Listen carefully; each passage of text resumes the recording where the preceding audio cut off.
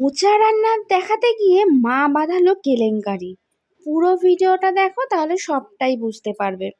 সকাল সকাল আমি মাকে বললাম, চলো মোচাটা কেটে রাখি, রাতে হবে অবশ্যই, তখন তোমাদের সঙ্গে শেয়ার করব। কিন্তু মোচা কাটতে জানো কতটা হ্যাপা পোহাতে হয়। প্রথমে বাছরে, তারপরে কাটরে, আর আমি তো কাটবো না, আমার এই শখের নখগুলো একদম যে কালো হয়ে যাবে কষে।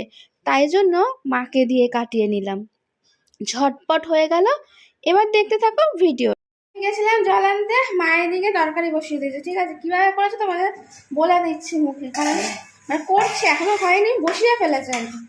ঠিক আছে, দিলাম তেল দিয়ে। মোচাটাকে সিদ্ধ করে নিয়েছো? হ্যাঁ, মোচা সিদ্ধ করেছি। মোচা আর ছোলা সিদ্ধ করে নিয়েছে। তারপরে তেলের মধ্যে কি তেল দিয়েছো? দিয়েছি, তাতে শুকনো লঙ্কা, তেজপাতা ফোড়ন দিয়েছি। আচ্ছা, দিয়ে জিরে দিয়ে জিরে হলুদ নুন দিয়ে একটু ভেজেছি। ভেজে এই এগুলো ডাল দিয়ে দিয়েছি, মুগ ডাল। মানে মোচাটা দেওয়ার পর না, আগেই মুগ ডাল দিয়ে দিতে তেলের মধ্যে। হ্যাঁ, মশলার সঙ্গে ডালটাকে ভেজে নিয়েছে। ভেজে নিয়েছি, তারপরে মোচা দিয়েছি। মোচা দিয়ে তার আগে বলো যে চিংড়ি মাছটা ভেজে নিয়েছি তাহলে। প্রথমে তো চিংড়ি মাছ ভেজে নিয়েছি, সেটা বলোনি। হ্যাঁ, সেই চিংড়ি মাছের তেলেই কিন্তু এই রান্নাটা হচ্ছে। গন্ধ একদম মামা করছে। আর জানো চিংড়ি মাছ দিলে অসাধারণ টেস্টি হয়। রান্নাটা কিন্তু হেভি, তাই না? মোচা কিন্তু খেতেও কিন্তু দারুণ লাগে। এই দেখো চিংড়ি মাছ ভেজে রেখে দিয়েছি, এর মধ্যেও কিন্তু খানিকটা তেল আছে, এটা লাস্টে দেবে আর কি। আর আজকে যে চিংড়িটা নেওয়া হয়েছে, এই যে চিংড়ি মাছটা কয়েকটা ভেজে রেখে দিয়েছে। এভাবে কিন্তু মোচা খেতে দারুণ লাগে, তাই না? আদা বাটা দিয়ে, যে জল দিয়ে আদা বাটা দিয়েছি, মানে জিরে আদা বাটা দিয়ে করেছে আর কি। মধ্যে টমেটো দেওয়া হয়নি। মুগ ডাল, আচ্ছা মুগ ডাল দিয়ে আর ছোলা আর তোমার চিংড়ি মাছ দিয়ে রান্নাটা হচ্ছে। ঠিক আছে, এটা এখন মজার অপেক্ষা। ডালটাও সিদ্ধ হয়ে যাবে, তারপর আবার দেখাচ্ছি। চলো আজকে তোমাদের সঙ্গে দইটা শেয়ার করব। মানে এই যে দই আশা করছি হয়ে গেছে। হ্যাঁ, একদম টাইট হয়ে বসে পড়েছে, বোঝাই যাচ্ছে। এবার ফ্রিজে ঢোকানোর পালা।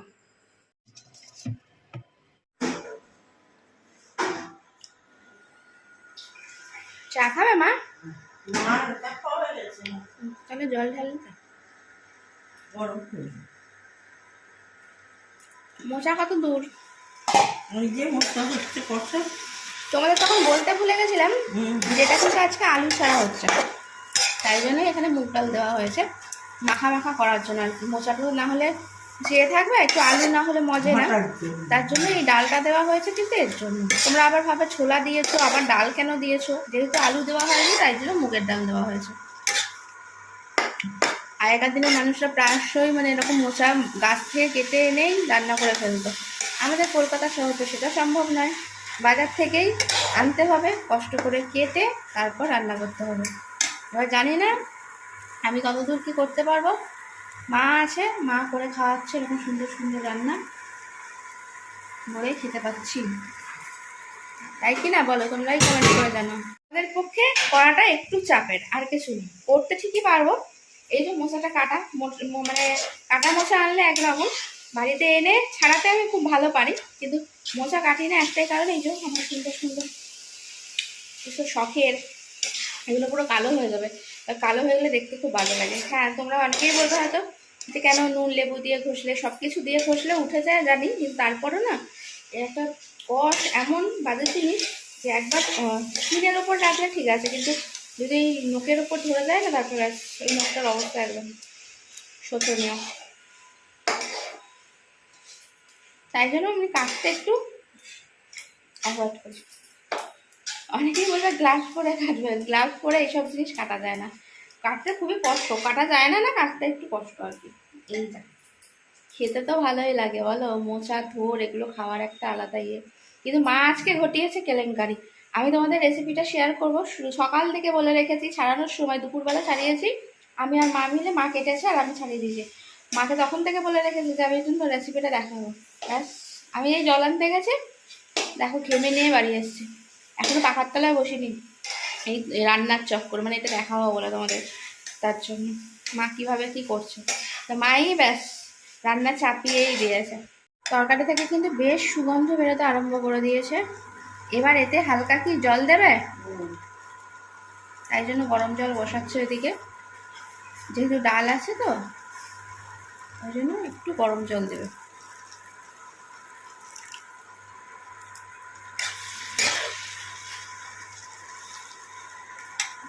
দিয়ে দিয়েছে, জল পড়ে গেছে।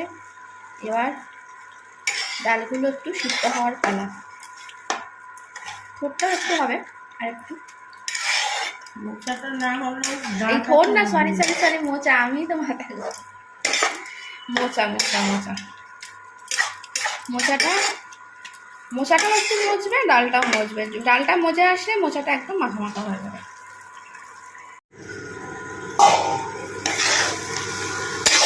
দেখি এবার কেমন হয়েছে। এখন তো বেশ মাখা মাখা হয়ে গেছে, ডালটাও বেশ সিদ্ধ হয়ে গেছে।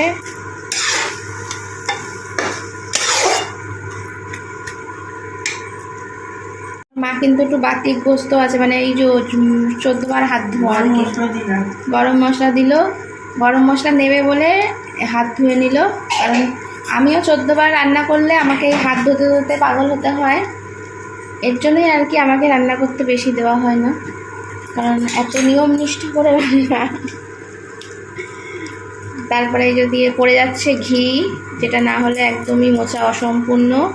ঘি, গরম মশলা, ও হো, মোচায় একটু ঘি গরম মশলা পড়বে না তা কী করে হয়? যত চিংড়ি মাছ পড়ুক, তাই না বলো?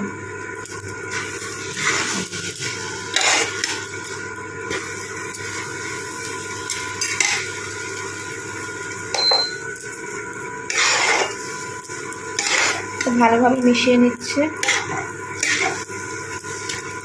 জিনিসটা ভালো করে একটু কুচিয়ে না, নাহলে লেগে যাবে। ঘি গরম মশলা দেওয়া হয়ে গেছে, এবার চিংড়ি মাছটা দিয়ে নামিয়ে নেব। চিংড়ি মাছের যেটুকুনি তেল ছিল দেখো ভালোভাবে দিয়ে দিয়েছে। এবার মিশিয়ে নেওয়ার পর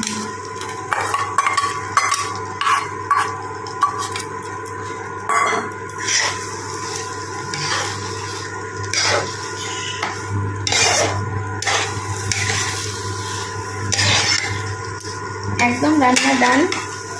এবার মিলিয়ে দেবে, আর বেশি নাড়াচাড়া করবে না। এইভাবেই খুব সহজেই রান্নাটা মোচা রান্না করে নেয় মা। প্রস্তাব কি ফেলা যায়? মা বলছে একটু রান্নাটা কি টেস্ট করে দেখবি? আমি বললাম দাও, তুমি যখন বলছো। না বলতে পারি আমি? একদম পারি না। দাও রিয়া।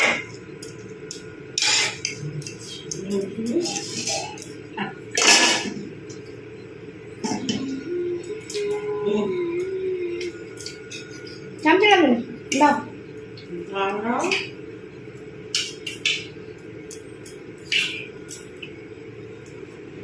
এই যে দিয়ে দিয়েছে। তোমরা কিন্তু কেউ কমেন্ট করো না যে এই বাটিটার এরকম কালার কেন দিদি। এইটার কালার কেন হয়েছে জানো? এরা লঙ্কা ভেজে তারপরে মানে একবারেই এরকম হয়ে গেছে। তারপর থেকে মেজেও এটাকে মানে আগে করতো আর কি, তারপরে একদিন এমন পুড়েছে যে এটা মেজেও সাদা করা, এই সাদা করা যায়নি। যদিও বা এইরকমই থেকে যায় আর কি, যতই মাজা হয় যাই হয় এরকমই থেকে যায়।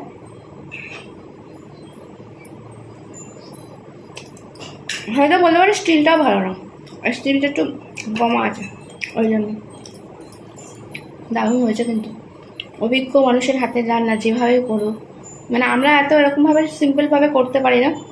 আমরা তো যখন দেখাই অনেক কিছু, এটা দিচ্ছি ওটা দিচ্ছি, এরা না যখন যেটা দেওয়ার না সেটাও দিয়ে দেয়, কিন্তু রান্না এত অপূর্ব টেস্ট হয়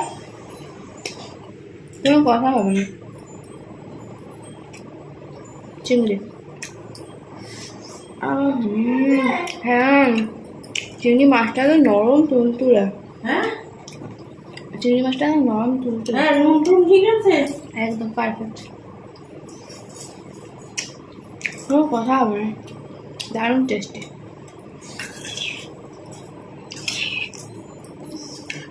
এখনই তো আমাকে কত চিংড়ি দিয়ে দিচ্ছ গো। ওই একটাই ঠিক। এই দেখো একটা কথা,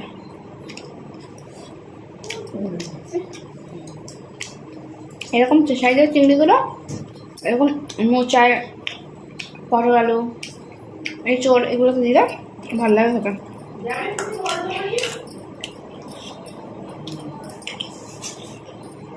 হেভি টেস্টি।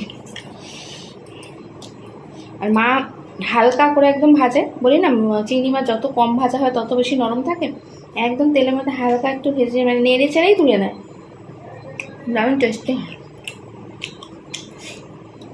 আজকে আমার মায়ের এই ভিডিও মানে রেসিপিটা যদি ভালো লেগে থাকে অবশ্যই সাবস্ক্রাইব করতে ভুলো না যেন। তোমাদের মায়েরা কীভাবে কী রান্না করে অবশ্যই কমেন্ট করে জানিয়ে, ঠিক আছে? আমার মা তো এরকম দেখতেই পেলে হেবি দারুণ মোচা করেছে। হ্যাঁ আমি তো ওটা তো ভিডিও বলো, ওটা তো কমেডি ভিডিও। ওই কাঁচা মোচা কাঁচা চিংড়ি খাইছিলাম তাই বলতে আমি আমার মাকে খাইয়েছিলাম বল, ওটা তো ভিডিও ছিল।